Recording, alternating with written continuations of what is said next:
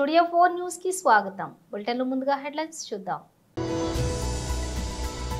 ఫిబ్రవరి 5న YSRCP fee పోరుపై party నేతల poster విడుదల.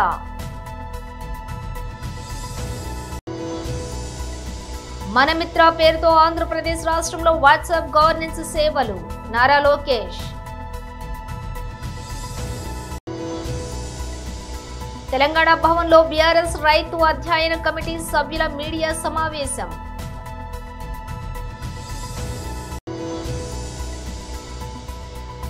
బాలీవుడ్ పై shocking comments చేసిన రెజినా.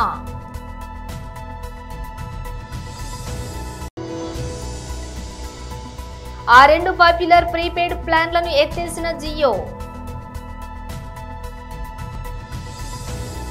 ఇక డీటెయిల్స్ చూస్తే ఫిబ్రవరి 5న వైఎస్ఆర్సీపీ ఫీజు పోరుపై పార్టీ నేతలు పోస్టర్ విడుదల చేశారు. 5వ తారీఖున అంటే వచ్చే నెల 5వ తారీఖున రాష్ట్ర వ్యాపితంగా ప్రతి జిల్లా హెడ్ క్వార్టర్లోనూ కలెక్టర్ను కలిసి విద్యార్థులతోనూ విద్యార్థుల తల్లిదండ్రులతోనూ వైఎస్ఆర్సీపీ నాయకులతోనూ కలిసి వెళ్ళి ఒక డిమాండ్ పత్రాన్ని ఇవ్వాలని వైఎస్ఆర్ కాంగ్రెస్ పార్టీ నిర్ణయించింది. దీన్నే మేము ఫీజు పోరుగా అభివర్ణిస్తున్నాం.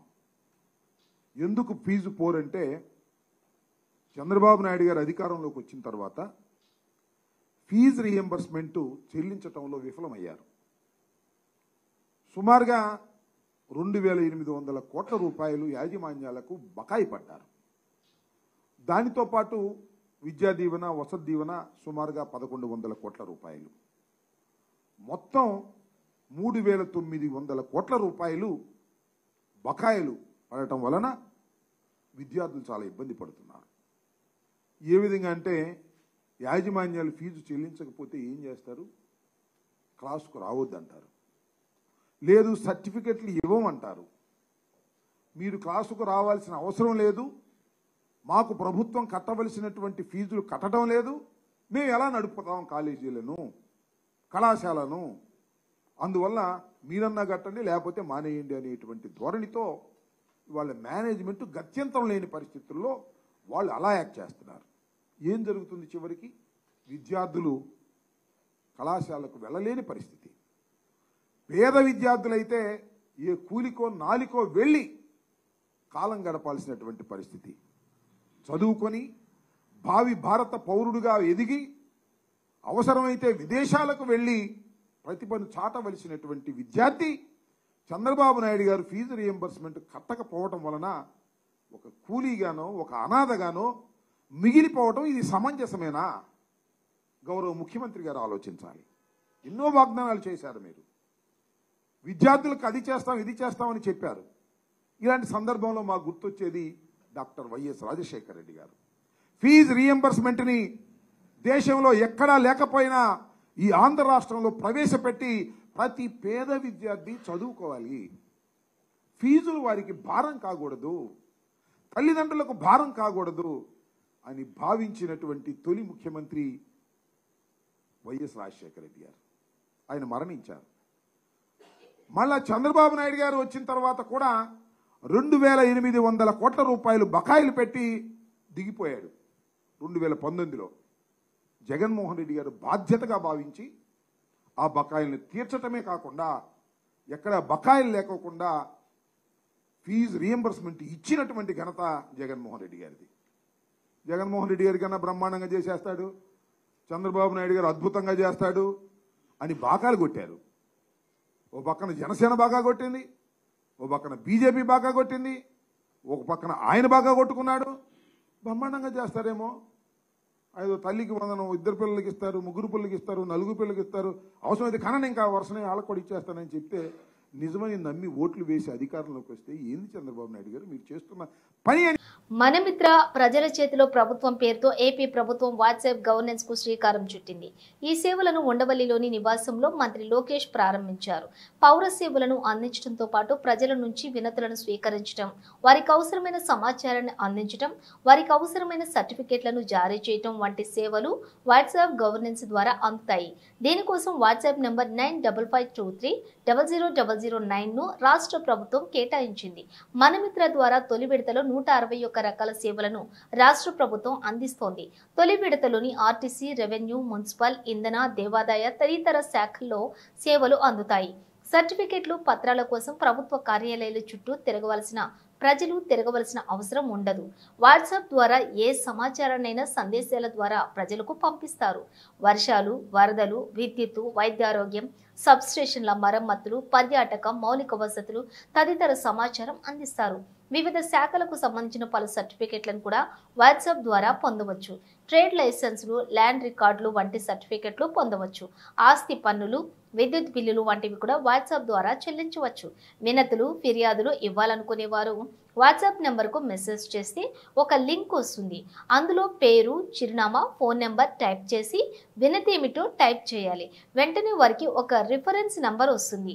ఆ రిఫరెన్స్ నంబర్ ద్వారా వినతి పరిష్కారం ఎంతవరకు వచ్చిందో తెలుసుకోవచ్చు. So respected dignitaries, media friends, all of you, thank you very much for making it. As Bhaskar Garu just stated, we all believe it's a historical movement in governance initiative. We have seen our leader Chandrababu Naidu Garu 1.0, and as he's saying, this is his 2.0, and this marks with his change in governance also and delivery of e-governance. I believe that this is a true transformation that we're going to achieve. Saying that, this is what we call the Manamitra. It's a WhatsApp governance initiative that's going to be launched by the government of Andhra Pradesh and Meta. It's here to deliver a seamless, efficient, citizen-centric public service delivery. To this initiative, we believe that Andhra Pradesh is again at the forefront of e-governance initiatives. In the past, the entire nation used to look at Andhra Pradesh and what are we doing so they can adopt. I believe this is the first step in that direction. And from RTG, from IT department, you will be seeing more and more such initiatives coming. Our entire objective is to keep the citizen as center of our universe and look at what are all the touch points of the citizen, how do we resolve their problems, how do we ensure that on a day-to-day issues, both the government and the political system is not relevant. So to get basic documents, why should they come to a government office or why should they meet an MLA is a question, is a challenge that I have taken up. మీ అందరు తెలిసిందే యువగలం పాదయాత్ర చేశాను. 3132 కిలోమీటర్లు నేను నడిచాను. ఈ ఆలోచన నాకు యువగలం పాదయాత్ర నుంచి మొదలైంది. మీరు ఒక్కసారి కానీ మా స్పీచ్లు కూడా మీరు చూస్తుంటే, నా స్పీచ్ చూస్తుంటే నేను పదే చెప్పేవాడిని. ఒక బటన్ నొక్కితే భోజనం వస్తుంది, ఒక బటన్ నొక్కితే సినిమా చూస్తున్నాం, ఒక బటన్ నొక్కితే ట్యాక్సీ వస్తుంది, కానీ ఒక బటన్ నొక్కితే ఎందుకు ప్రభుత్వం మీ దగ్గరికి రావట్లేదు, ఆ ఛాలెంజ్ నేను స్వీకరిస్తున్నానని ఆనాడు చెప్పా. అందుకే ఈరోజు మన మిత్ర ప్రజల చేతిలోనే ప్రభుత్వం, ప్రజల చేతిలో పాలన, మాది ప్రజాప్రభుత్వం, ఈ నినాదంతో ఈరోజు ఇది మేము ప్రారంభించడం జరుగుతుంది. యువగలం పాదయాత్రలో అడుగడుగున ప్రజలు ఎదుర్కొంటున్న సమస్యలు నేరుగా తెలుసుకునే నాకు అవకాశం కలిగింది. పొద్దున నేను బస్ దిగి పాదయాత్ర ప్రారంభించిన దగ్గర నుంచి మళ్ళీ తిరిగి బస్ ఎక్కే వరకు ప్రజలతో ఉన్న, కార్యకర్తలతో ఉన్న, నాయకులతో ఉన్న.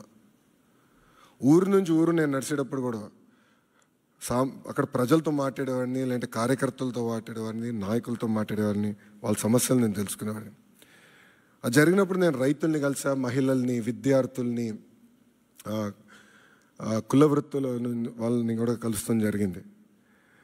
వాళ్ళందరినీ కలిసినప్పుడు వాళ్ళు ఒకటే అడిగారు, పద్దాక మమ్మల్ని మా కాస్ట్ సర్టిఫికేట్ ఉందంటే ప్రతి ఇన్ని నెలలకు ఒకసారి మిమ్మల్ని ఎందుకు తీసుకోవాలి, ఇన్కమ్ సర్టిఫికేట్ ఉంది మళ్ళీ మేము అధికారుల దగ్గరికి ఎందుకు వెళ్ళాలి, పవర్ బిల్ చెల్లించాలంటే ఎందుకు సీమ్లెస్గా మేము చెల్లించలేకపోతున్నాం, లేదంటే ఆర్టీసీ టికెట్ తీసుకోవాలన్నా మేము బస్ ఎక్కిన తర్వాత ఎందుకు తీసుకోవాలి, ముందరే మేము ప్లాన్ చేసి ఎందుకు తీసుకోకూడదని పదే నన్ను అడగటం జరిగింది. ఇంతేకాకుండా మీరు చూస్తే గత 5 సంవత్సరాల పరిపాలనలో నేను అనేక సందర్భాల్లో సర్టిఫికెట్ రానికుండా చేసిన పరిస్థితులు చూసాం. అంటే అది చూసిన తర్వాత ఎందుకు అట్లా ఉండాలి? మీరు చూస్తే దుగ్గిరాల నియోజకవర్గంలో ఒక ఎంపీటీసీ గారు పోటీ చేస్తుంటే, దుగ్గిరాల మండలంలో ఎంపీటీసీ గారు పోటీ చేస్తారు. తెలంగాణ భవన్లో బీఆర్ఎస్ రైతు అధ్యయన కమిటీ సభ్యుల మీడియా సమావేశం నిర్వహించారు. ఆర్థిక పురోభివృద్ధితో పాటు దేశంలో ఒక అగ్రగణ్యమైన రాష్ట్రంగా తెలంగాణ రూపుదిద్ది నిలిచినటువంటి నాయకుడిని, పార్టీని ప్రజలు కోల్పోయి 420 రోజులు అవుతుంది. ఈ ప్రభుత్వం వచ్చి 420 రోజులు అయిందని చెప్పుకోవడం కంటే కేసీఆర్ను ఈ ప్రజలు కోల్పోయి 420 రోజులు అవుతా ఉంది. ఒక్కొక్క రోజు ఒక పెనుగండంలాగా మారింది, పెను ప్రమాదంలాగా మారింది రాష్ట్ర ప్రజానికానికి. ఒక పెను గండంలాగే ఉంది. రోజు గడిస్తే గండం గడిచినట్లుగా ప్రజలు భావించేటువంటి ఒక దుస్థితి ఏర్పడ్డది. 420 హామీలు, 6 గ్యారంటీలతో సాధించిందంటూ ఏమీ లేదు. నిజంగా సాధించిందంటూ ఏమీ లేదు. గాలి మాటలు, ఢిల్లీ మూటలు తప్ప 14 నెలల కాలంలో ఈ సర్కార్ సాధించింది ఏమీ లేదు. చెప్పినటువంటి గొప్పలు, చేసినటువంటి భాషలు, ఆడినటువంటి మాటలు ఆకాశాన్ని అంటుకున్నాయి. కానీ ఆచరణకు వచ్చేటప్పటికి వాళ్ళ మన కళ్ళ ముందు ఏం పరిస్థితి ఉందో తెలుస్తూ ఉంది. మిర్చి రైతులు రోడ్డెక్కినారు, వేరుశనగ రైతులు రోడ్డెక్కుతున్నారు, పత్తి రైతులు రోడ్డెక్కి అలసిపోయినారు. రైతులందరూ కూడా అన్ని పంటలు పండించినటువంటి రైతులు కూడా తమ పండించినటువంటి వ్యవసాయ ఉత్పత్తులకు ధర లేక, కనీస మద్దతు ధర లేక తల్లడిల్లినారు, వాపోయినారు. రైతులకు మీరు ఆశ చూపించినటువంటి ఈ సర్కారు లేదా ఈ పార్టీ అధికారంలోకి వచ్చే ముందు ఆశ చూపించినటువంటి ఏ ఒక్కటి అమలు కాక, సమగ్రంగా రుణమాఫీ అమలు కాక, సకాలంలో కాక, సగం సగమే అయ్యి, రైతు బంధు అసలే అమలు కాక, బోనస్ పేరు మీద చేసినటువంటి పెద్ద దగా మోసం వెరసి రైతాంగం కనీసం నిర్దిష్ట వేళలకు కరెంటు నీళ్లు కూడా రానటువంటి నీటి యాజమాన్యం, కరెంటు యాజమాన్యం కూడా సక్రమంగా నిర్వహించలేనటువంటి దుస్థితిలో ఒక ధైర్యాన్ని కోల్పోయి, విశ్వాసాన్ని కోల్పోయి, నమ్మకాన్ని కోల్పోయి కకావికలమవుతున్నారు రైతులు. నిరాశ నిస్పృహలకు గురవుతున్నారు. ఇదేదో విపక్ష పార్టీలు లేకుంటే ప్రతిపక్ష పార్టీగా మేము కాంగ్రెస్ వ్యతిరేకులో మాట్లాడేటువంటి మాట కాదు. కొన్ని నెలలుగా మీడియాలో, సోషల్ మీడియాలో చూస్తే సాక్షాత్తు కాంగ్రెస్ ప్రజాప్రతినిధులు కావచ్చు, కాంగ్రెస్ పార్టీకి సంబంధించినటువంటి దిగువ శ్రేణిలో ఉండేటువంటి నాయకులు, కార్యకర్తలు మాట్లాడుతూ ఉన్నారు. జనం మా పై పగలగొట్టేటట్లున్నారు, ఇక మీరు ఇచ్చినటువంటి తప్పుడు హామీలకు మేము ఏం చేయలేకపోతున్నామని చెప్పి వాపోతున్నారు, ధర్నాలు చేస్తున్నారు. అవన్నీ సోషల్ మీడియాలో వస్తున్నాయి. ఇవన్నీ ఎవరో కల్పితమో కాదు, ఎవరో ప్రేరేపించి చేసినవో కాదు, కళ్ళ ముందు ఉండేటువంటివే. ఎన్నడైనా గతంలో 9.5 ఏళ్ల కాలంలో ఏ పంటకైనా కనీసం మద్దతు ధర రానటువంటి పరిస్థితి రైతాంగం చూసిందా? ఇలా అదే గుర్తు చేసుకుంటున్నారు రైతులు ప్రతిరోజు. ఈ సర్కారు వచ్చినటువంటి మొదటి రోజు నుంచి కూడా ముఖ్యమంత్రి గారేమో డాంబికాలకు పోయి చాలా పొడు మాటలు, పెద్ద మాటలు మాట్లాడుతూ వస్తున్నారు. ఈ కేసీఆర్ని లేకుండా చేస్తా, కేసీఆర్ ఆనవాళ్ళు లేకుండా చేస్తా, తుడిపేస్తా, ఇది చేస్తా అని నోటికి వచ్చినటువంటి విధంగా ఆయన మాట్లాడుతున్నారు. సరే, అది ఆయన ప్రజ్ఞాపాఠవాలని, ఆయన తెలివితేటల్ని, ఆయన సంస్కారాన్ని తెలియజేస్తాయి. దాని మీద మేము ఎక్కువ మాట్లాడాం. కానీ ప్రజలు ఎవరిని గుర్తు చేసుకుంటున్నారు? నువ్వు ఏ ఆనవాళ్ళు లేకుండా చేస్తా అని చెప్పినావో, ఎవరి పేరు ఉచ్చరించకుండా చేస్తా అని చెప్పినావో, ఈరోజు తెలంగాణలో ఉండేటువంటి 50 మంది ప్రజలు, అన్ని వర్గాల ప్రజలు, రైతులు కానీ, ఆటో కార్మికులు కానీ, మహిళలు కానీ, పెన్షన్దారులు కానీ, ఇవాళ ఎవరిని గుర్తు చేసుకుంటున్నారు? కేసీఆర్ కిట్ వచ్చేవాళ్ళు కానీ, కళ్యాణ లక్ష్మి వచ్చేటువంటి వాళ్ళు కానీ ఇవాళ గుర్తు చేసుకుంటున్నటువంటిది ఎవరిని? తెలుగు, తమిళ, కన్నడ, మలయాళం, హిందీ భాషల సినిమాలలో నటించిన రెజీనా తనకంటూ ఒక ప్రత్యేకమైన గుర్తింపును తెచ్చుకుంది. పలు ఐటెం సాంగ్స్ లో కూడా రెజీనా మెరిసింది. సినిమాలతో పాటు వెబ్ సిరీస్లలో కూడా నటిస్తోంది. తాజాగా ఓ ఇంటర్వ్యూలో ఆమె మాట్లాడుతూ బాలీవుడ్ పై షాకింగ్ కామెంట్స్ చేసింది. బాలీవుడ్ కు ప్రస్తుతం సౌత్ స్టార్స్ అవసరం ఉందని రెజీనా సంచలన వ్యాఖ్యలు చేసింది. ప్రస్తుతం బాలీవుడ్ కు అంతకు మించి వేరే ఆప్షన్ లేదని చెప్పింది. గతంలో ఉన్న పరిస్థితులు ఇప్పుడు లేవని, దక్షిణాదికి చెందినటువంటి యాక్టర్లకు గతంలో బాలీవుడ్ లో అవకాశం దొరకడం కష్టంగా ఉండేదని, సౌత్ నుంచి వచ్చే వారికి అక్కడ ఛాన్సులు ఉండేవి కాదని తెలిపింది. భాషాపరమైన ఇబ్బందులు కూడా దానికి ఒక కారణం కావచ్చని తెలిపింది. కరోనా తర్వాత పరిస్థితి మారిపోయిందని రజీనా తెలిపింది. దక్షిణాది స్టార్స్ కు బాలీవుడ్ లో కూడా అవకాశాలు ఇస్తున్నారని చెప్పింది. వారి చిత్రాలను ఎక్కువ మంది ప్రేక్షకుల్లోకి తీసుకెళ్లేందుకు దక్షిణాది యాక్టర్లను తీసుకోవటం వారికి అవసరంగా మారిందని తెలిపింది. ప్రముఖ టెలికాం సంస్థ జియో 2 పాపులర్ ప్రీపెయిడ్ ప్లాన్లను ఎత్తేసింది. వాయిస్ ఓన్లీ ప్లాన్ల కోసం ట్రై ఆదేశాల మేరకు ఇటీవల 2 కొత్త ప్లాన్లను తీసుకొచ్చినటువంటి జియో ఇప్పుడు 2 పాత ప్లాన్లను తొలగించడం, దీంతో ఇప్పటి వరకు అందిస్తున్నటువంటి రీఛార్జ్ ప్లాన్లను 189, 479 ఇకపై యూజర్లకు అందుబాటులో ఉండవు. ఈ 2 ప్రీపెయిడ్ ప్లాన్లను జియో తన అధికారిక వెబ్సైట్ నుంచి పూర్తిగా తీసేసింది. కాగా గతంలో 189 రీఛార్జ్ ప్లాన్లో కస్టమర్లకు 28 రోజుల వ్యాలిడిటీ తోటి అపరిమిత వాయిస్ కాల్స్, రోజుకు 100 SMS లభించేవి. అలాగే 2 GB డేటా కూడా ఈ ప్లాన్తో వచ్చేది. తక్కువ డేటా, ఎక్కువ రోజులు వ్యాలిడిటీ తోటి రీఛార్జ్ ప్లాన్లు కావాలనుకునే వినియోగదారుల కోసం దీన్ని తీసుకురావడం జరిగింది. దీంతో పాటు 479 రీఛార్జ్ ప్లాన్ 84 రోజుల గడువుతో అందుబాటులో ఉండేది. దీని ద్వారా అపరిమిత వాయిస్ కాల్స్, 1000 SMSలు, 6 GB డేటా లభించేవి. వాల్యూ ప్లాన్స్ కు వీటిని పేర్కొనేవారు. 458 రూపాయలు, 1958 తోటి జియో వాయిస్ ఓన్లీ ప్లాన్లు ట్రై ఆదేశాలను అనుసరించి జియో వాయిస్ ఓన్లీ పేరిట 2 రీఛార్జ్ ప్లాన్లను తీసుకొచ్చింది. అయితే 458, 1958 ప్లాన్లను ప్రారంభించింది. 458 ప్లాన్ వ్యాలిడిటీ 84 రోజులు. దీనిలో విదేశీయంగా ఉచిత అపరిమిత కాలింగ్ తో పాటుగా 1000 ఉచిత SMSలను పొందవచ్చు. అలాగే జియో సినిమా, జియో టీవీ యాప్లకు యాక్సెస్ అందుబాటులో ఉంటుంది. ఇందులో మొబైల్ డేటా ఉండదు. అదేవిధంగా 1958 ప్లాన్ 365 రోజుల పాటు చెల్లుబాటు అవుతుంది. దీనిలో ఉచిత అపరిమిత కాలింగ్, 3600 SMSలు లభిస్తాయి. ఇందులో కూడా మొబైల్ డేటా ఇవ్వలేదు.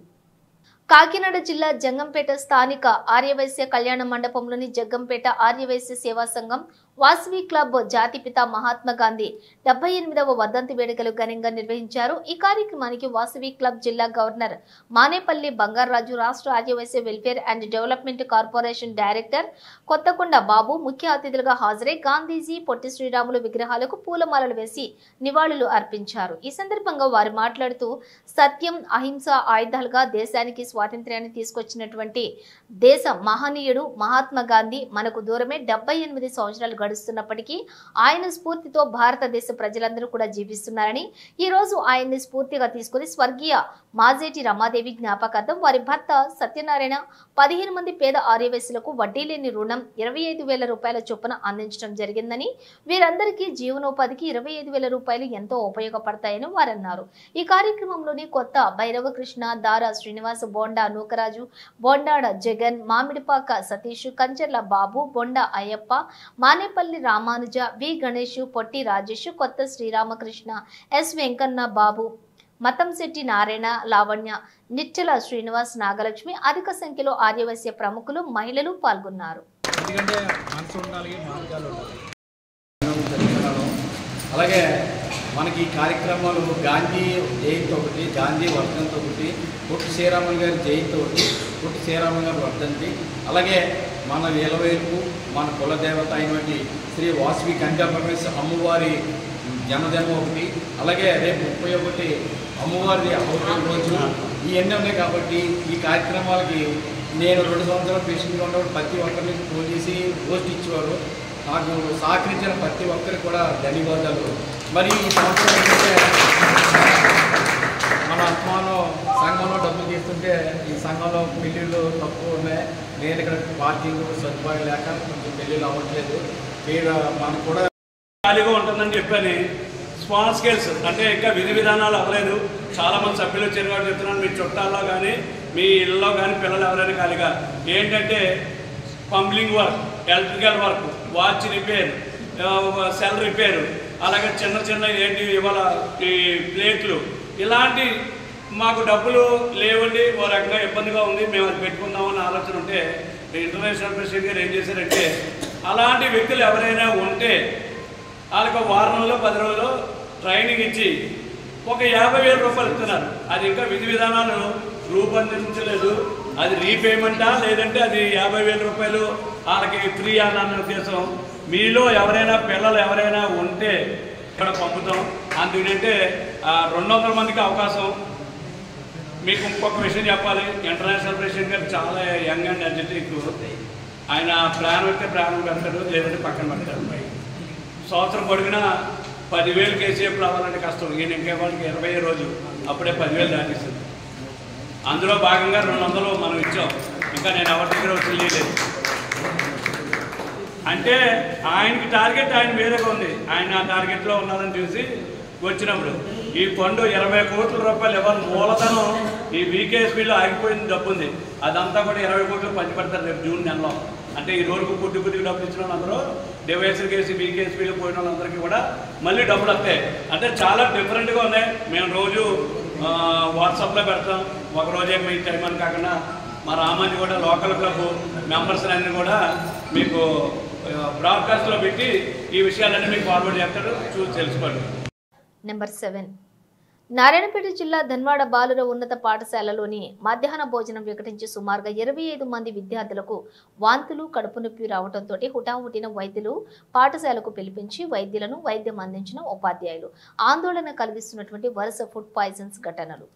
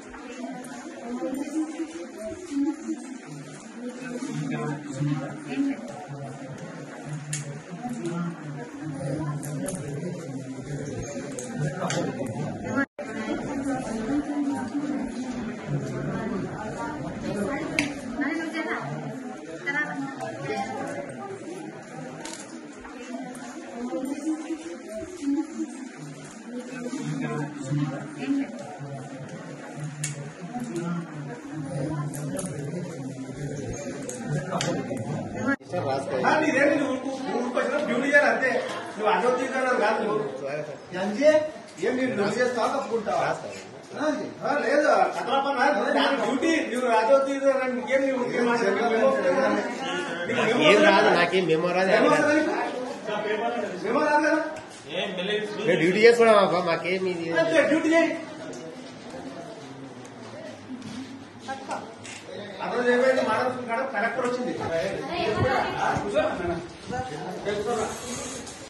బులెటిన్ ముగించే ముందు హెడ్లైన్స్ మరోసారి. ఫిబ్రవరి 5న వైఎస్ఆర్సీపీ ఫీజు పోరుపై పార్టీ నేతల పోస్టర్ విడుదల.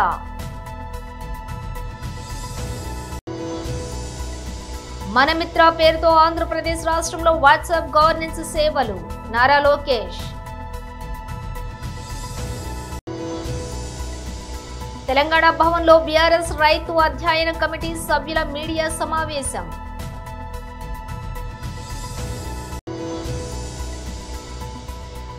బాలీవుడ్ పై షాకింగ్ కామెంట్స్ చేసిన రెజినా.